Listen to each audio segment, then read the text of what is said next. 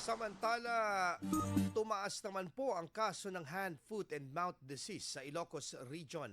Hanggang sa kasalukuyan po, mayroon ng itatalang 1,231 na kaso ng naturang sakit sa rehiyon kung saan ang pinakamataas na bilang ay mula sa lalawigan ng La Union na sinusundan ng Pangasinan.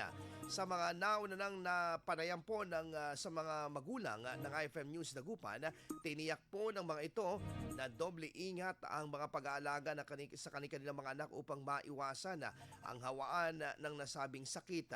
Samantala, patuloy naman ang monitoring ng health authorities sa iba't ibang sakit at mas pinaiigting ang pagpapaalala sa publiko upang makaiwas sa anumang uri ng sakit.